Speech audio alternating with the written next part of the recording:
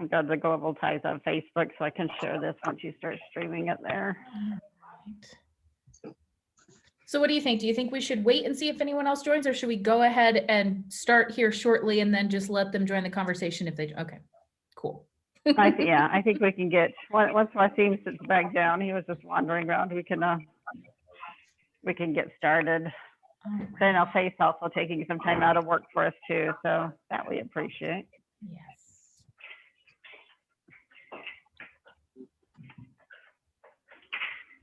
There we go.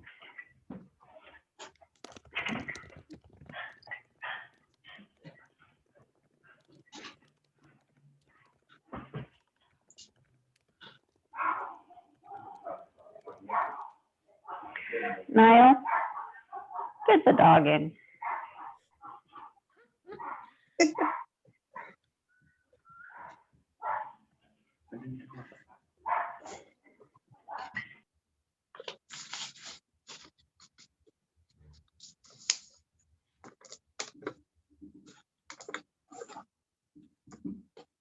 And also in between, like when I ask questions, you all can answer as you'd like.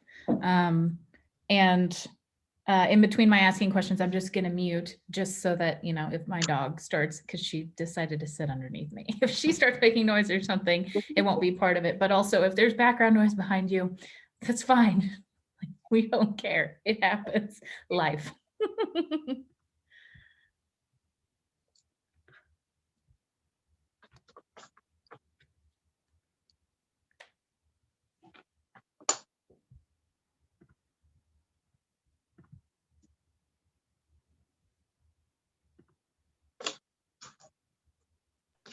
Okay, Wasim claims he's coming. Okay. I was gonna say, when he's ready, I will hit go live. I'll do my little introduction. Then I'll ask y'all to introduce yourselves. And while you are doing that, I will try to make sure that this is going to the Global Ties page as well.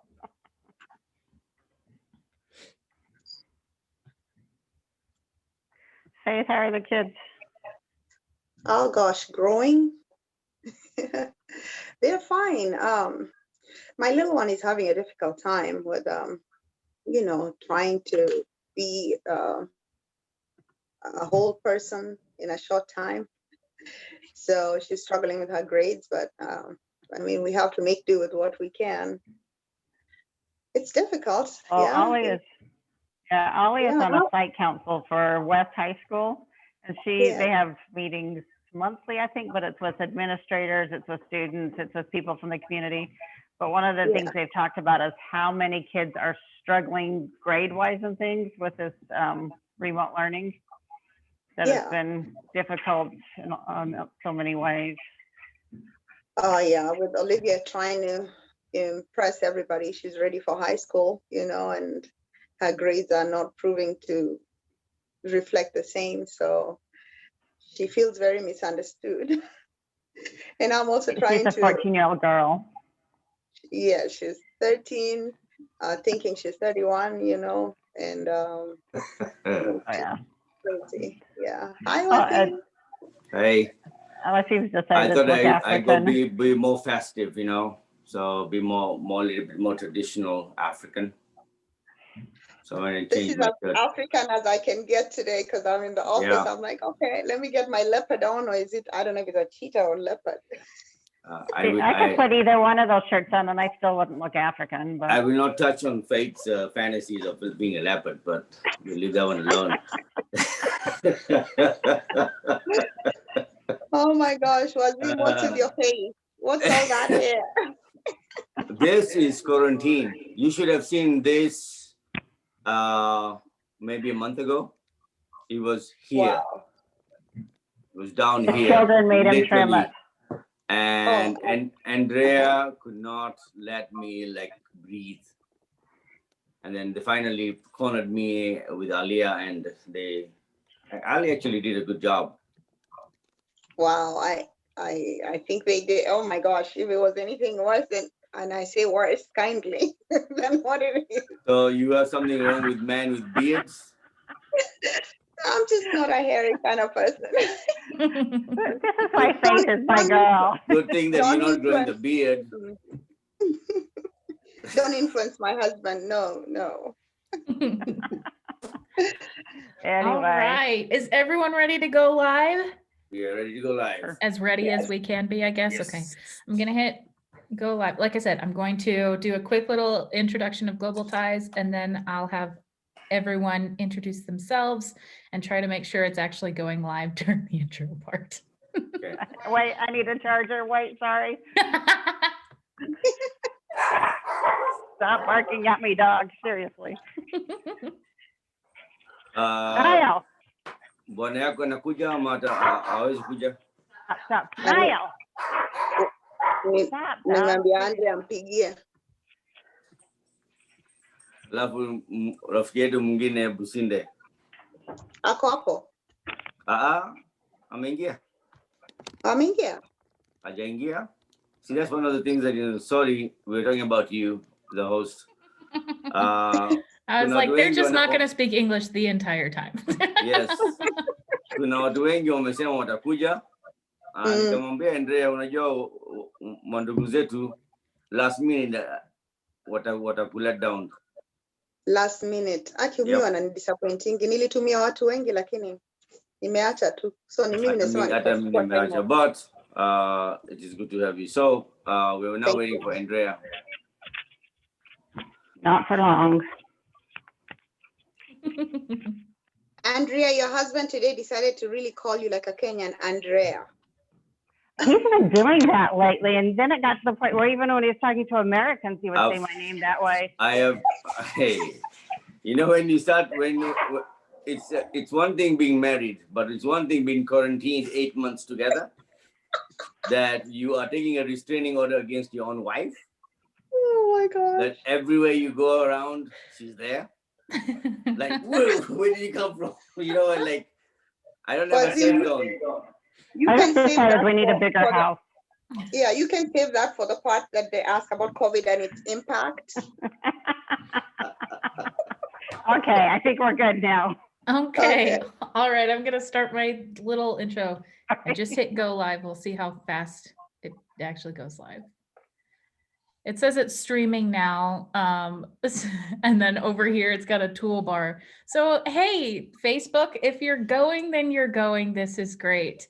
I'm Erin Zimmerman with Global Ties Kansas City, and I am here today with a group of folks who have ties with Kenya, and they're right here in Kansas City. So first of all, before I get started and let them all introduce themselves, Global Ties Kansas City is an organization here in Kansas City that helps to put together programs of delegates and other participants from Kansas City to travel around the world, as well as from around the world to travel to Kansas City. And so we really we pride ourselves in being a connection between Kansas City and the entire world. And we really love to show the world to Kansas City. How many times can I say Kansas City in the world in one introduction? We love to show Kansas, like a different side of Kansas City. So many people come, and I'm sure you all know this as well from other people outside of Kansas City. But so many people are like, yeah, when I think of America, I think of, Los Angeles and I think of New York. And so they think we're kind of cowtown here in the middle. And we love to show off our city and our region. So it's so much fun. And as you can imagine, during this pandemic, it's been really difficult to, send people, because we can't send people anywhere and we can't bring people here. So we have been, we've changed things up a little bit, and we're doing these virtual conversations. And so this week's Diverse KC Week is all about Kenya. And we have these amazing folks that we've been working with behind the scenes on our emails. Thank you to Andrea and Wasim for all of your help. They will be talking with us today. And we're having this conversation today to talk about these folks who are in Kansas City who have experience. Either they were from Kenya or they go to Kenya quite a bit because their family's there. And they're going to talk to us about their cross-cultural experiences. And so I would love for each of you to introduce yourselves, and then we can get going. So Andrea, if you want to go first. sure. Thank you, Aaron, for having us. We thank Global Ties for spotlighting Kenya this week because the Kenyan community here in Kansas City is very vibrant and very much a huge part of the city. But my name is Andrea. I am with Baraza African Culture Center. We do a lot of cross-cultural training and teaching people about various cultures throughout the world, especially the African cultures. And we are very excited about opportunities like this to work with some of our great international agencies, because as Aaron kind of alluded to just now, Kansas City is a very international city. But I think what happens oftentimes is we don't recognize some of the diversity that we have. I think people would be surprised. There's not real solid numbers of how many Kenyans here in Kansas City, but we estimate there's at least 10,000. One little fact about Kenyans in Kansas City, if you look at people who live in Kansas City that were born in another country, Mexico has the most people here, but Kenya is number 9 on that list. So as far as people from other parts of the world who are here, there is a very good representation from Kenya. And you would be amazed at the things Kenyans are doing. Highly educated, working in everything from owning their own businesses, having grocery stores, auto shops, to PhDs. And there's a Kenyan here who is a neurosurgeon. So it's kind of the whole realm of things. But if you look at healthcare alone, Kenyans are a huge part of that. And we're so grateful for all they are doing here, but don't think they always get the recognition they deserve. But I'll let the other two introduce themselves. Ladies first, maybe, Faith. Thanks, Andrea. My name is Faith Langat. I am Kenyan by birth, but I'm also a very proud resident of Kansas City. Technically, we say Kansas City, but I live in the Overland Park area. And I have been here close to about 20 years. And yes, I feel the pride in being tied to Kansas City. And so very grateful for Global Ties KC for this opportunity for us to share about Kenya, about who we are and what makes us love Kansas City, what connects us to Kansas City, and just our experiences, and especially during these tough times. Very proud to be associated with our Kenyan community here. Basically, I am a community organizer, and I have worked closely with Mr. and Mrs. Wazim and Andrea Khan, as well as the greater Kansas City community.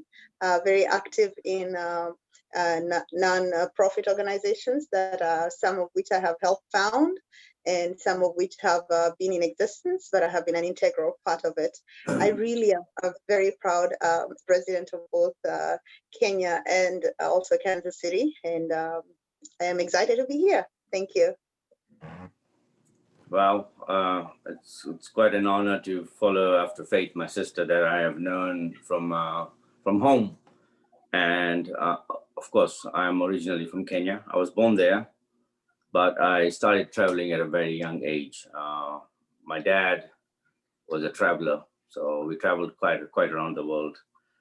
And I found myself being a man of adventure. And I said I wanted to conquer America, and Kansas City sounded like the most exciting city, even though it's flat. It has no hills, no mountains, but it had tornadoes. You could get four seasons in one day. I thought like, hey, you know what? This is the best place. And then since I've been here, I haven't found the yellow brick road. And that's my goal, is to find the yellow brick road. And once I do that, I can retire. But on a serious note, I am a part of the community too. I do a lot of things behind the scenes. In the early days, I used to be very, very well known to the community when I brought all the musicians from Africa, and I did a lot of shows over here. I am involved with the 4 companies that I own. We do a lot of international business. I am a chairman for the Kansas City sister cities, Arusha, with ethnic enrichment, Baraza, I2I, the refugee resettlement. I can go on and on, but what I'd like to say is I believe the Kenyans here, we are very, very vital to the survival of the Kansas Cityans, and we are very, very proud to be here. Not only am I a Kenyan, but I'm an American too. So thank you. Thank you. Thank you all for being here. Like, I truly, truly appreciate you all taking the time. And I'm Erin, and I'm just American. I'm just I'm just American. So I'm like super, super excited to talk about your cross cultural experiences. And I know a little bit. A couple of you all have touched on why you're here and potentially why you say. But I'd love to get a little more into that. So to start though, I'd love to know. Kind of like a short background. I know we can't do you all justice and say tell your whole life story. But I'm going to start with Faith, and then Wasim, you can go next. I'd just love to know like a little bit about your background, and then your journey to coming to Kansas City, like what brought you here. Oh, thanks, Erin. I was born in Nairobi. That is the capital city. And that's way back in the 70s. So I was kind of privileged to get a little bit of, shall I loosely call it civilization? So being a city-born girl, I kind of lost my identity a little bit, and I yearned to be connected back to my roots. So I eventually had a very close connection to my Kenyan community once I got here, especially my tribal community, which is called the Kalenjin, the Great Runners.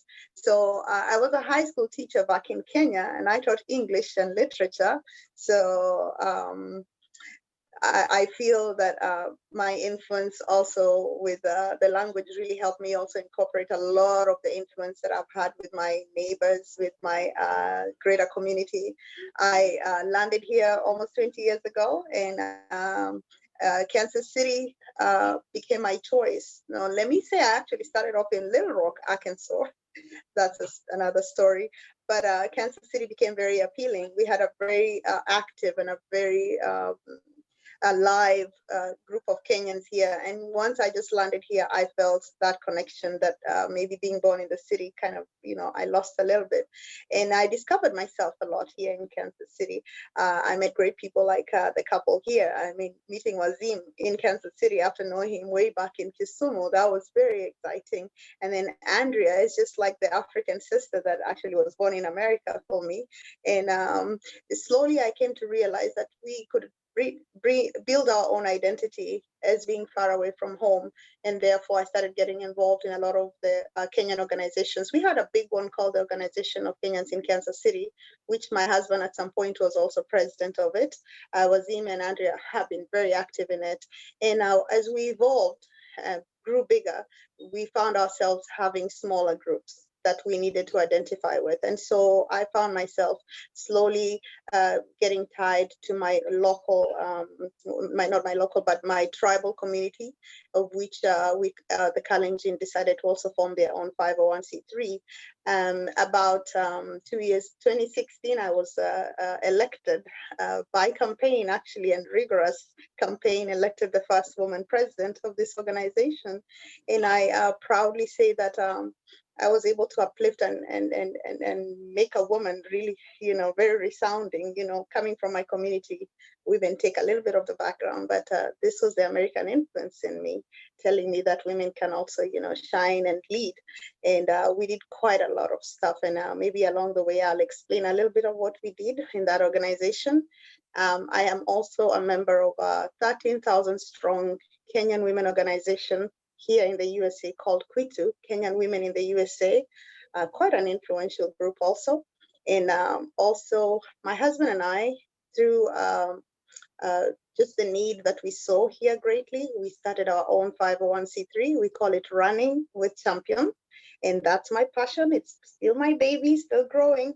But out of the need that we have a lot of Kenyans coming here through athletic scholarship, we realize the challenges of trying to conform, to fit, to be part and parcel of a community that is giving them an opportunity in education, but also challenging them in other ways. So that's why we founded Running with Champions. I am a mom. I have three kids, 2 boys and 1 girl. My oldest just graduated from KU, Rock Chalk Jayhawk, and he graduated with a degree in geophysics. He's my nerd. I hope he doesn't watch this part. My second is in Johnson County Community College and trying to find his way around. And my girl is actually goes to school with Wazim and Andrea's son, and she's 13. I'm a very proud Cancerian. I don't know if we call it that, but I'm also a very proud Kenyan, trying to still navigate 20 years later my way through the identity of being a child of the world. So I still have so much to say, but I think that's just part and parcel of the introduction part. Thank you, Wasim. Are you expecting me to go after that? Seriously? Yeah, this is why we keep putting you after This people. is so unfair. I mean, seriously. After what Faith has said, I believe I belong with Faith. I mean, I'm part of that tribe. And when I say I belong with Faith, this is interesting because I am a mixture of African Indian, and she's from the Kalenjin tribe. I am from the Kalenjin tribe, but I am from the Nandi side of the Kalenjin. And my grandparents came from Hindustan to build the railway in Africa. And they only brought the men. And when they brought the men discovered they were beautiful African women in Kenya. And both sides of my grandparents fell in love. And one fell in love with the Nandis and one fell in love with the Giriamas. So I am a mixture of Nandi and Giriama. And it is interesting. We have a lot of tribal things going on in Africa. We have, and I don't want to take this to the dark side, but having said that, there comes a time where Faith has identified herself with the Kalenjins, and they have a very strong community. And one thing beautiful about the Kenyans, as a general, if one of us is in trouble, we all come in, regardlessly where we are from. We all step up on the table and we all help them out. And there's been this notion when an African dies, we want to be buried at home. We want to be sent home, regardless how long you have lived here. You want to be sent home. And to send somebody home, it costs a lot of money. It costs almost like $40,000 to ship a body home. Yeah, it's crazy. But that's the time that you can see the community come together and everybody does a fundraiser. Within minutes, we have the money and we take care of that. When I first came here, that was my belief, was that if anything happens to me, please ship me home. But over time, this is home away from home, and my family is here. And I don't have that desire anymore to be shipped back home. I want to be buried right here with my loved ones. This is just a vessel. So you live as long as you're remembered, so that's my thing. I am very committed with advocating for the Africans as the continent. A lot of times I get a lot of opportunities. I'm a certified diversity trainer. I speak 7 languages fluently. And there are times that you walk in a room and you hear this odd silence because you walked into the room and there's somebody in that room here talking about you in your language. Little do they know that you understand them. And that's happened a lot. But on the brighter note, this is home away from home. I came here in the early 90s and I have loved every bit of it. I am an entrepreneur. I have not worked. I did work when I first came and went to school. I worked at the fast foods. There was this concept of coming to America. I don't know if you guys, uh, coming to America was like, you come to America and the minute you touch down, you've made it. No, no, no, no, no. Boy, were we mistaken. We found out, and I can talk with, when I say we, I'll add faith in here. In Africa, if you go to school, you go to school. That's it. But in America, you go to school and work at the same time. That was a culture shock for me. 13 hours of school, 40 hours of work. That was a nightmare, but we had to do it. And this is the land of opportunity. And being here, what I have achieved from the time I've got here, so where I'm now self-employed, I don't have to answer to anyone but God. And so life's been great. There's a lot I believe you, Aaron, you asked us a lot. So I'll stop there. Well, and I'd love to know because Andrea is also here and she's a very active advocate. Andrea, I'm curious, how did you and Wasim meet? If you want to share, if you don't want to share, I understand too. I have a much more accurate story than he does. At least I tell it more accurately. But just to back up, I finished a degree in anthropology and I needed a job. And a friend of mine, she and I had lived in Taiwan before teaching English. And she said, hey, I just saw an advertisement to teach high school in Kenya. Do you want to go? And I said, sure, let's go. Which is the extent of the deep thinking in making that decision. I just knew right away, I want to go. And since people have been talking about their tribal affiliation, when I went, I actually lived with the Kalenjin people, the Kipsigis people.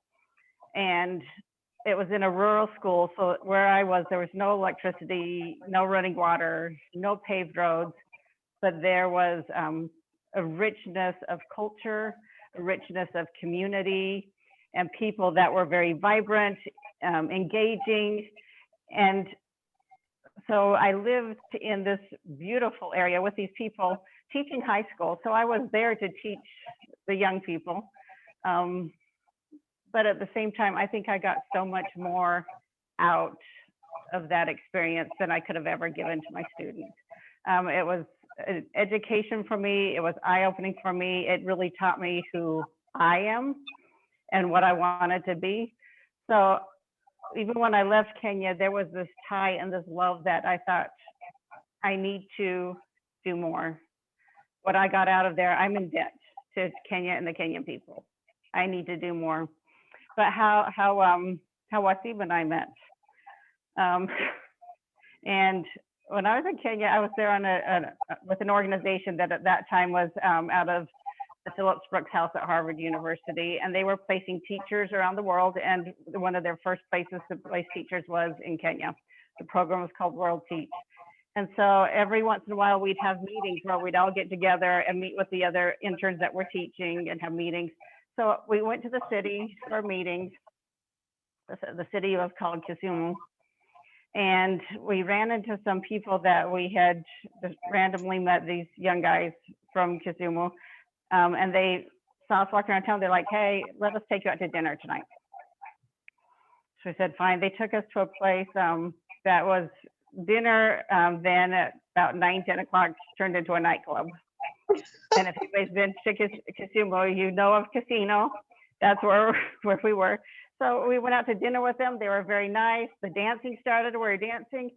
And about, 10:30, 11 o'clock, there was this group of guys that came in, and you could tell they thought they were the thing. They came and they leaned against the wall and just kind of made their presence known. You could tell they just thought they were hot stuff. It was like, look at that group. So I'm out there dancing, and then one of them comes out and he like stands between me and the guy I'm dancing with. I'm like, dude, you need to move. I'm dancing with this guy. He's like, I'll only move it if you promise to dance with me later. So I said, fine, go. So that turned out to be Wasim. We did dance, and then he asked me where I lived. And I just said, no electricity, no running water, no paved roads. It's hard to have an address when you don't even have a paved road. And so, and one of the napkins that I kind of drew to him kind of where we lived. And, you know, he talked about this detailed map I drew out to make sure he got exactly right there, which no, it was a sketch.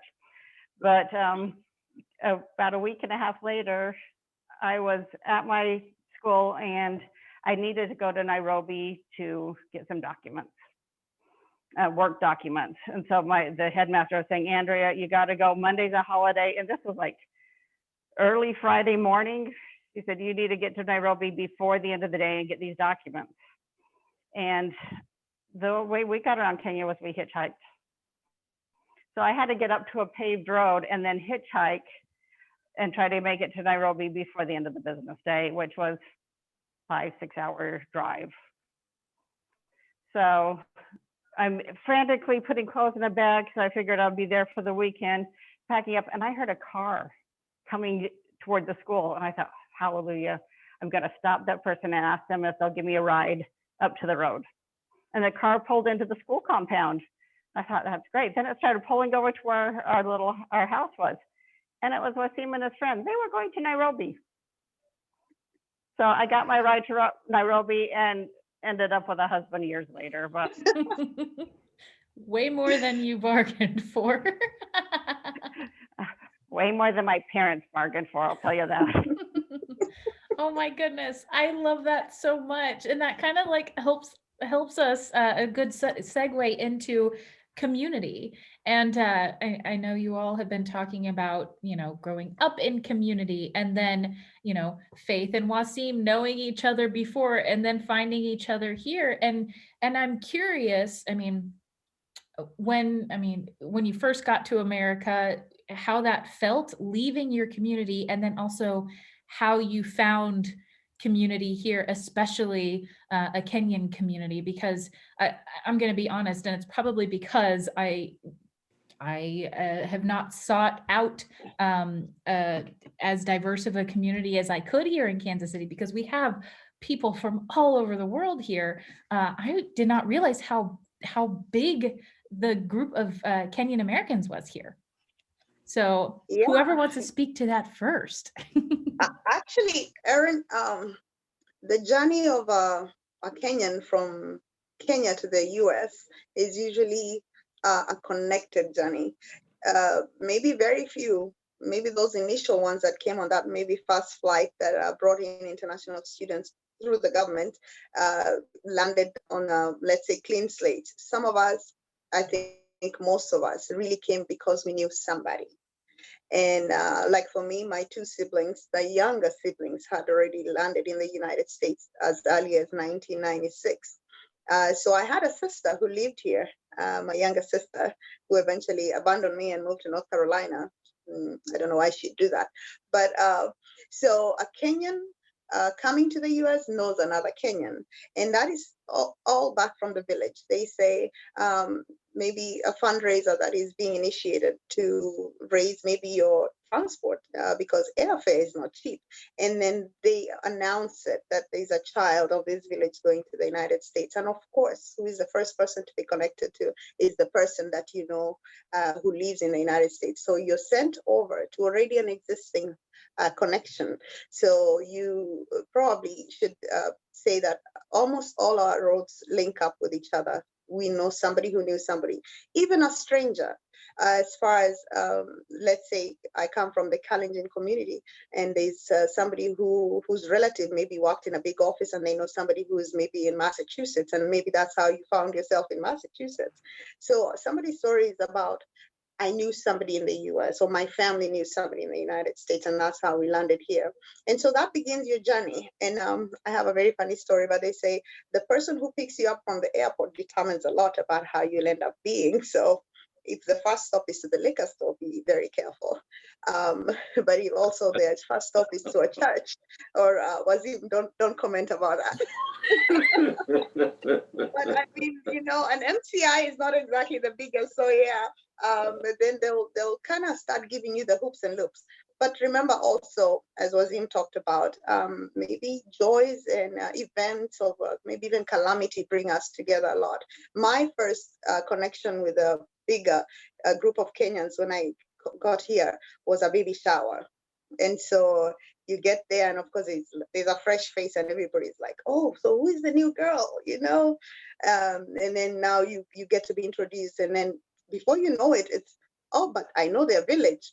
Oh, I know whoever it is." So that's how I probably met Wazim. Is he was a big entertainment guru in this country, and then somebody kept saying, "We're going to Wazim's concert. We're going to Wazim's," and then I go there and I'm like, so I wanted to know Wazim, and because he was this big household name.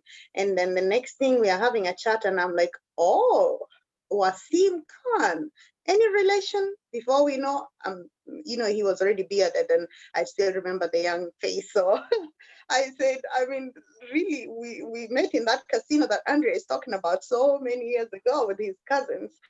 Yeah, and Andrea is very right. They really were the boys of Kisumu.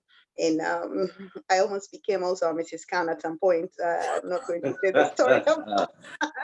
Your husband is listening to this interview. I hope you know that. Oh, I confessed that immediately I met him.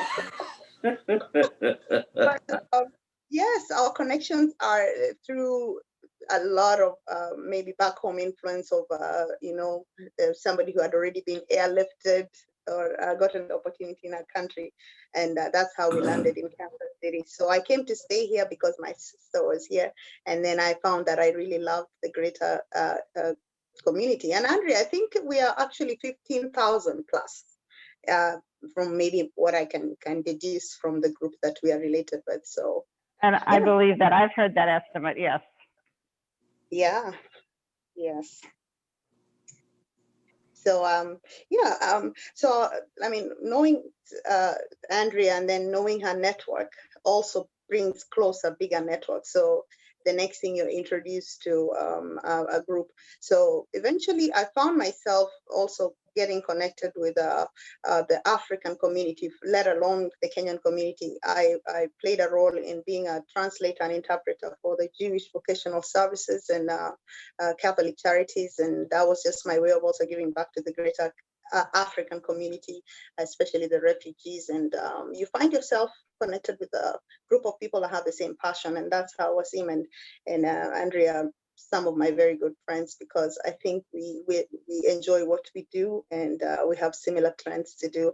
I have a funny story about how I landed in Kansas City, and somebody asked me that they wanted to take me to go watch the Chiefs, and I wondered why they wanted to take me to watch the Chiefs, and I left the Chiefs back in Kenya, and so that a football team, and so I have a funny story about the Chiefs. So they're not the same Chiefs that I left back in Kenya, but these are different Chiefs. So that's my KC story. I love that. I love that so much. Wasim, what are your thoughts on community and how you all have cultivated it over the years?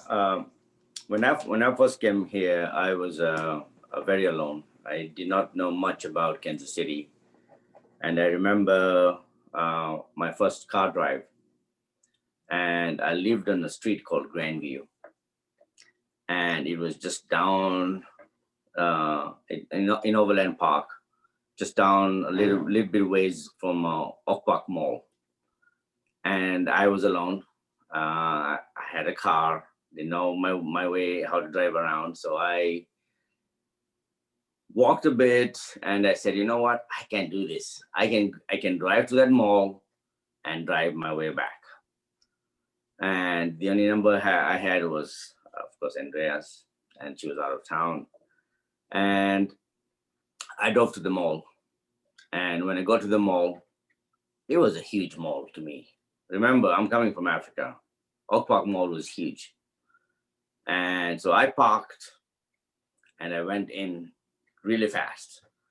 And I forgot which way where I parked. So it took me a while to finally figure out, and I finally found the guy. I was so excited. And then driving on the wrong side of the road, which was another a test of its own. I looked at the ways of coming into the mall. There were like 12 entryways. I did not know which way I had come in. So I pulled over next to a policeman and I asked him, do you know where Grandview is? He said, yeah. He gave me directions to Grandview. And I'm driving, and all of a sudden I find myself on the highway. And I said, wait a minute. This is not the way I came. And then I see Grandview City X miles away, and I panicked. And I did I did a thing that I am really not proud about, but I got so scared. I turned on the highway through the grass patch and went back. Lucky enough, there was no police to to help me, but it took me 2 hours to get back home. And by that time, I became an expert. And what happened to me was I started hearing about Kenyan events, people doing Kenyan events here and there. And I went to a few of them. And when I looked at, and this is where my opportunities became real for me. When I looked at the way the events were done at very hole in the wall kind of places, bad neighborhoods, but Kenyans wanted to relate. They wanted music from home. We had our brothers who were really good DJs, but when I looked at the places that we played, so I got hired by one of my friends to be at the door to collect money, and people were paying $20 to get in. I was like, what? You guys are paying $20 to be in a box in here? And it kind of was mind blowing. Like, why are we here? Why aren't we downtown? So I decided that I'm going to try and see how I can reintroduce myself to the Kenyans. And that's when Faith said, my name is Wasim. And a lot of friends, when growing up, they called me Wazim, which means crazy. Wazimu. It actually means, they called me Wazimu. And I used to play a lot of hockey and soccer, and I was fast. And they used to tell me, look at that guy running like a Wazimu. So anyway, I took a challenge and I started studying the night entertainment scenes. And my first gig, what I did was I found a place, a very nice, high-class club, but they didn't have any crowd. It was dead at nights. It was like completely dead, open for business, but dead. So I walked to the person that owned the place, and they said, "Hey, how about you give me this place on the weekends, and I'll fill it up for you." And he looked at me and he laughed, and he said, "What do you want in return?" I said, I don't want anything besides the gate. Just give me the door. And I introduced myself there. I brought the biggest DJs from Africa. Some came directly from Kenya, some already here in Washington, DC. And I had my first event.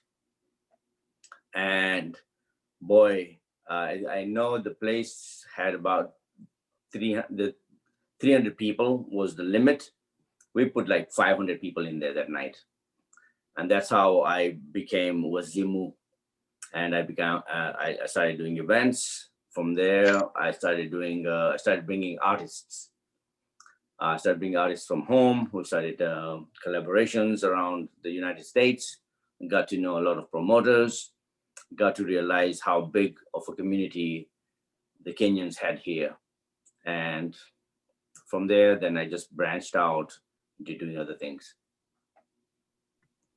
Oh, I love that. And I love how people find community. It floors me at how big the world is, but yet how small it is to be able to find the community and then find people you know inside of that community, or that you know from, years past or whatever it was. I love it so much. Well, and with that, you've talked about, there's like 15,000 plus Kenyans in Kansas City. I'd love to know. I know I've spoken with Andrea and Wasim a little bit about the impact of Kenyans in Kansas City, but I'd love for whoever wants to share that with our group here. Like, what kind of careers do Kenyans, take up here, and all kinds of other things. Just talk to me about the impact, because I know it's there. I'm going to go before Faith this Okay, fine. You go, Wasim. One of the things that people don't realize here is the health workers. And due to COVID-19, a lot of that is becoming apparent. And when I first came here, every Kenyan that I met was living extremely well. And I was wondering, where are you guys getting this kind of money? And they were all in healthcare. They were all frontline workers. Then I found out Kenyans again in IT, shocking me again. I found out Kenyans had, and then I let Faith jump in here. I just want to talk a little bit about what I know about the Kenyans, but Faith has an intensive data on that. I found out that we are underrepresented here when it comes to like the invisible jobs too. A lot of the jobs that we do are cultural related because of the way we grow up. In our cultures, it is very important to take care of your elders. For instance, my mom lives with me. I've been taking care of my mom, but at the same time, she's been taking care of me even now as we speak. So it's never that I'm taking care of her. I'm blessed to have my mom with me. I lost my dad, and there was quite a void left there. Growing up a lot in the African world, and I think in the Black world, is the male figure is normally missing, and the moms and the grandmoms are the ones who make who we are today. But Faith, you can jump in, and then I'll jump in again. Yeah, Erin, when they put you on that plane, the intention is mostly for you to go study. So remember, this is a different kind of environment where the system of education is very different. So, but I'll tell you, almost 99% of every Kenyan you bump into has successfully gone through the high school. And I'm talking about that first generation that landed here has successfully gone through high school, passed and really excelled, because that's the first condition for you to be admitted to the United States. And then second of all, we have that other group like me who went and did their first degrees in Kenya and came to pursue further studies, master's programs, PhDs, and just extensive education. So the average Kenyan here is very qualified, and just the initial touch with reality is you find yourself just careening to the career of not maybe your choice, but what is maybe the influence at the time. So healthcare, as Wasim said, was the big one, and we have now very accomplished healthcare professionals, and I mean we rub shoulders with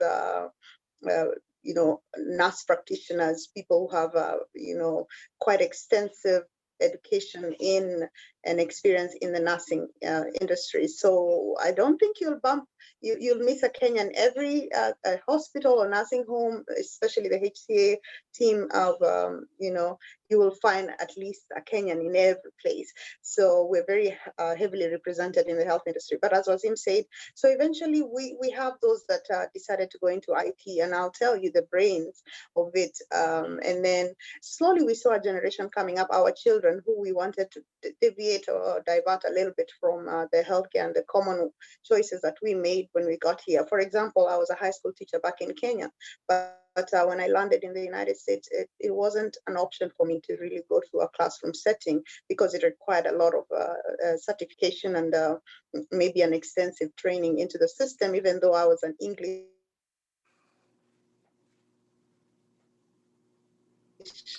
literature teacher. It still was a different. I'm so sorry, I don't know what's going on. I had to divert and went into manufacturing and into customer service and just things that sometimes may not have been my choice at the time. But then we have this new generation. Like I told you, my son graduated with a degree in geophysics. I mean, he could probably be one of the very few that have ventured into that. But now we are seeing a lot of children going into the arts. We have designers. We have even those trying their hand in the music industry, diverting from the common or the normal. We are underrepresented in the political scene, which I'm hoping that we can find a generation that Wazim, this is very important. Yeah. I mean, and you're right, because at the same point, I have a few good friends. One who was a DJ, he's actually now a flight instructor, Tricks. Yes. Patrick Tricks. One of my DJ friends who joined the US military and now is a neurosurgeon. And he got accepted in Oxford. He's right now in England. So the roads, this is the land of opportunity. It is. When I came, again, like I said, I went to school, and here now I'm an entrepreneur. And right now I'm investing heavily in Africa. I am taking water solutions. I'm doing infrastructure. I'm doing solar power, IT. We're doing artificial intelligence. COVID-19 brought out some silver linings, and we actually got exposed. America got exposed. Africa got exposed. We realized we've always realized this, but sadly, the leader of the country makes or breaks you, and through the COVID-19, we just found out how resilient we are. We have all the raw materials, we have everything. So all of a sudden, manufacturing jobs started in Kenya. We have what I'm trying to do right now is bridge the technology. We have everything what it takes there. We have people that are extremely educated, but they don't have jobs. So what we are trying to do from here is replicate things that are done here that we can reverse engineer back home. Of course, some components have to be American. We can't change because, again, Africa, Kenya is what, 55 years old, Faith? 56 years old, something like that. Yeah, so 1963. We are a very young nation compared to America. America's what, 200 plus years of independence. So we have a lot of way to go. But I believe we are leapfrogging ahead of a lot of European countries when it comes to. I should add that Erin, that what Wazim is saying is very important. I think also with us growing and growing older, maybe most.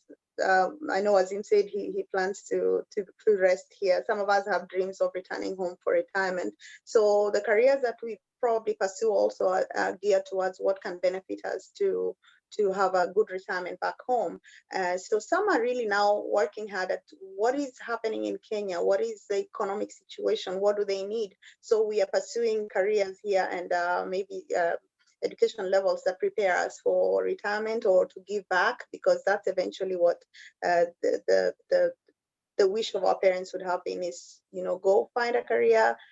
Go pursue education, find a career that can also benefit you back home here. So there's a lot of diversity. I'm so glad to hear about a neurosurgeon. I'm telling you, we have kids now that are going to Cornell, they're going to Harvard, we had a friend of mine, the son was choosing between Stanford and Yale, and that is so exciting. I mean, this is a new generation coming up. So they also have openings in future careers that are keeping up with the trends. I have a friend of mine whose daughter went to Notre Dame, and she is an influencer in the marketplace in New York, and they're into manufacturing. And it's quite now the American dream coming through in the generation that is of our children. So it is no longer a survival for the fittest kind of career, but what I love, what is my passion. So name it, Erin, we are in, the Kenyan is in that. And I should also say that there's a lot of influence in our community through the churches. When we got here, we were mostly going to the already established churches, but now that we're talking about religion, be it Christianity or and Muslims or any other, we have communities that are growing stronger within the churches that have been established here, and it has really become like a central point of molding the child, molding the African person, the Kenyan person into becoming what we call a child of the universe, being molded to fit in America, but also hold your roots back in Kenya. And I do apologize, I'm really running out of time, but I really wanted to share, if you allow me, just a little bit about the organizations that I participate in. It is mostly to cater for a need that has been great while we are growing up and living in the United States. So the sense of belonging, the sense of community that you have talked about is what is the main factor that brings us together.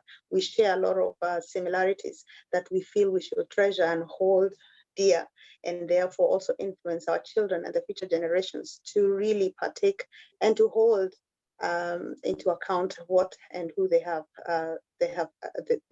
came from and what they hope for in the future. So as I mentioned, the Running with Champions organization, it is because we had a lot of kids coming here and they get lost. I use the word lost in the system.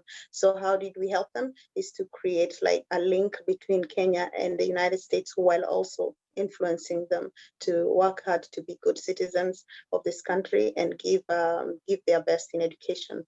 And therefore we are creating links with all of them. The Got Up Car community that I was part of was also brought together by a need of identification of who we are and what we hope for our community.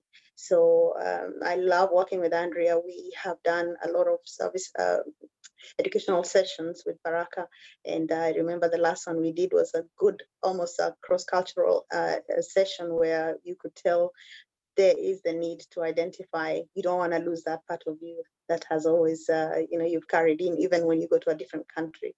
So yeah, COVID has taught us a lot, and I would love to share more if we have another session, but I'm really, really grateful that I'm here to talk about Kansas City, my home, and my identity as a Kenyan. Oh, I love it. And I have one more question for, well, two more. The last one's quicker because this is just how I am. I come up with more ideas as we go, and I would love to do a follow-up. So if anyone wants to, I know Wasim wants to talk again, but if anyone else wants to talk to get with me. I want to give Faith time because she has to go. So let's concentrate on Faith. Okay, so my question is, what kind of since the holidays, we're in the holiday season here in America, in Kansas City, what are some of your favorite holiday traditions or things to do? And that can be, Kansas City based or any traditions you've brought over from Kenya. I will tell you, Halloween is not my favorite because first and foremost, it didn't even exist. I didn't just understand why we have to dress weirdly with blood and all that gooey stuff. But ask my children, that's a different story. But my best holidays are those that bring us together, the community. And if you look at Easter holidays, Christmas is some of the most influential holidays that I valued back home, and I have brought it back here also. And just celebrating even our own Kenyan Independence Day. Which is You will not tomorrow. believe, but yes, which is tomorrow. Thank you for Yeah. saying that. Yeah, so we bring our own celebrations and actually get them to be part and parcel of who we are over here. I know Wazim used to throw a mean party when we Wazim stop getting old and come back and bring us those parties. It's not even that. Sorry. I was just kidding you, by the way. No. I'm glad you said that. But one of the things that you have to remember is competition is healthy. And when I took over Kansas City, I actually wanted to brand myself, and I found a lot of opposition to a point where people would undermine you, and it came to a point where it was not worth my time in negative energies, and that's where again, Faith, I don't want to take your time away from you, but I know. Bringing holidays together so you can continue where you left. Yes, and I know Wazim, we evolve, and with evolving, we really kind of also welcome the new generation with the ideas and all that. But I was really bringing a point to say that, Erin, even when we're in a foreign country, holidays that mattered to us when we were young and had a big impact are still a major influence. I'm also incorporating a lot of very meaningful holidays in this country, like Martin Luther King Day is very important to me, even when sometimes my job will not allow me. I feel like I'm part of the generational change. So I celebrate big time influences of this country. For me, the American Independence Day, it just plays a significant, since we already have a generation of children that value that. So we're not going to pull them aside and forget that this is very important to them. Yeah. I love New Year's. For me, it's a celebration of a remarkable journey to close a chapter and to begin a new one. So we stay up and we really make it a family tradition to talk about what happened to me in the previous year. What have I learned from it? What did I take from it? And then also speak out loud our aspirations for the next year. That's something my father used to do for us, and we danced the night away like every other Kenyan. There was always that New Year's big party, and that is something that I have tried to enforce in my own family. So yeah, so that was a good question. I really like that. Thank you. Yeah, I just to add to that, because we inherited some of the traditions while moving here and keeping our own. I actually hated Halloween, but it was one of my biggest events when I did Halloween. I would get people from all walks of life. And if one thing that brings people together is music, food, and sports. And July 4th was the biggest event that I did. That was, so we had an understanding within America. So like Dallas, Memorial Weekend, all the Africans, all the Kenyans from like the Midwest would go to Dallas. July 4th, all of them would come to Kansas City to my events. And so we kept those traditions up. Independence Day, which is coming up tomorrow. If I was still doing what I did, I would be right now in a panic, trying to get things set up. But again, due to COVID-19, things changed. So there you are. You're back, Faith. I really have to go now. Okay. But thank you so much. Thank you so much for being here, Faith. And we'll make sure to get your information so people can reach out to you, because you talked about so many incredible things and organizations you're part of. Thank you for being here today. Thank you. Thank you, guys. Thank you. Thank you, Wazim. Thank you, Andrea. Thank you, Erin. Thank you. Bye. Wasim and Andrea, before we go, and like I said, I would love parts 2 through 5 of this conversation at some point, though you'll probably be sick of me. I would love to know, I'm sure everyone would love to know, how we can, get in touch with you all, or what we can do if we're interested in learning more about the culture and about the, Kenyans in Kansas City, but also to connect further for anything else, to become part of that community. Yeah. So my path is a little bit different than Andrea's. Andrea's is more on the cultural side here. I'm more international. I travel a lot. My job is to bring I'm taking, so I came to America to make a living, and I only to realize that my calling is back home. Being part of the diaspora made me realize, because I worked on some of the big campaigns here, political campaigns. I won't mention them, but I realized that we have so much power in numbers, and as a collective, the diaspora around the world, so all the Africans like in Australia, England, Europe, everywhere, America, we send over 600 billion, that's a B, $billion every year home. This is just to our family members, to mom, uncle, auntie, cousins. And the COVID-19, the reason I'm talking about this is COVID-19 has now disrupted that money being sent home, because we run our own economy in Africa. And so we are finding different ways of how can we make sure that people that were sending home money that can do that, because COVID-19 has crippled America. COVID-19 has crippled me. I've lost 6 family members back home. 40% of my family is sick.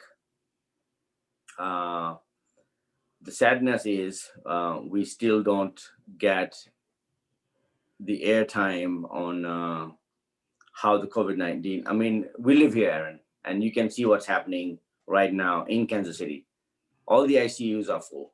And I know you want to get to know how we can help, but there are some things that are very important for us to know. First, how can we tackle them?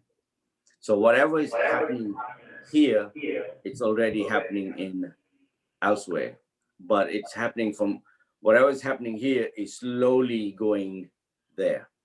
And we are equipped here in America as a first world, and we are still finding it so difficult to survive.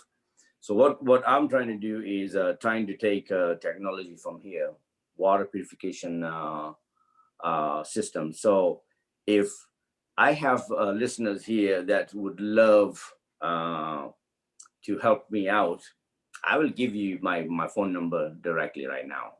So that's the best way, because what I'm trying to do, and I'm having a very difficult time, is the average African in Kenya makes $1 a day. So when you look at systems that you want to take from here that cost like $50,000 to $100,000 to $500,000 systems, and then we have systems that cost $5,000 maybe on the lower end. How do we do that? So I have a very difficult job, is to how do I finance these things? So I'm looking for, I do have local partners that are interested and helping me in financing. So, but if you do want to get a hold of me, I have a company called Indigenous. My email is very simple. It's wasim@i2i.world. My phone number is 913-205-2341. You can reach me at any time. And then I think maybe Andrea wants to do the closing part. Anything else, Aaron? Sorry. No, that's totally fine. Thank you for sharing all of that. Truly, like, I wish, like I said, I wish we could just keep talking, because there's so much that you're doing and so much history behind it all. And every time I talk to you, you teach me so much, and it's just through, everything that you're doing and everything, your history. So thank you for that so much. And Andrea, let us know how we can get a hold of you and interact more. I can do that. And, I think part of the question was also, how do you connect with the Kenyan community here in Kansas City, or what opportunities are there? to maybe experience some Kenyan culture here in Kansas City. And thankfully, there are a lot of ways. At Baraza African Culture Center, we do a lot of, as I talked about, cultural training, cultural events. We work very heavily with the Ethnic Enrichment Commission of Kansas City, where Wasim and I both represent Kenya, but I'm also the outreach director for the organization. And it's a treasure trove of cultural access. Somebody calls up and says, you know, I want to learn about Cameroonian culture. Well, we have a Cameroonian commission. We have people from there that can do that. So the Ethnic Enrichment Commission is a great way of doing that. Also, we do a lot of education. Sorry, my phone rang and my computer flipped there. We do a lot of things one-on-one. We go into schools and do teaching. We go into organizations and churches if they're planning to go on a mission trip. We can do cultural education. We go into businesses and teach them how to do business or how to deal with diverse employees or diverse clientele.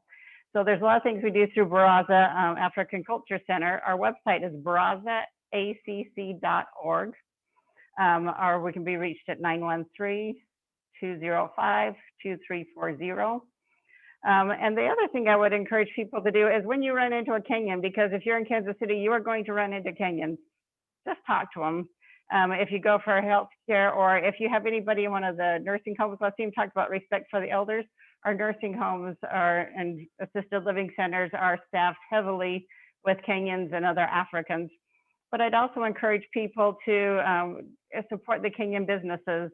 If you want to try some Kenyan food, there's a couple places in town. One is out on 135th Street in Overland Park, which is Taste of Africa. And it's Kenyan and East African food. If you need your car fixed, T&M Auto is on Shawnee Mission Parkway. They are great. Everybody I've referred to them goes back and loves them. So I'm not just saying these that you should go just because they're Kenyan. I'm telling you to go because they're good. We have insurance agents. We have financial planning experts within the Kenyan community.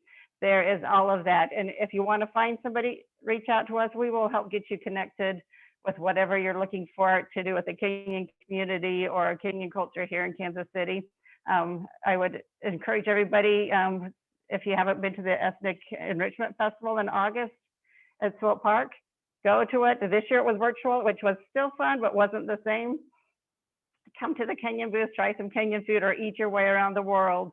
But you know, we worked with the Northland and Wyandotte County for their ethnic festival. So any of those places, just come find us. Baraza does have a newsletter. Reach out to us. We'll get you tied in with our newsletter because we advertise this event and many others through that. So we'll get you connected. But big thanks to you, Aaron, especially, but to Global Ties, because you guys are amazing, and the work you're doing in Kansas. You guys are another one. I said Kansas City doesn't realize what Kenyans do here. I don't think Kansas City really realizes what Global Ties does for our community and the caliber of people you guys bring to Kansas City and the opportunities you have for people living here, even for the youth.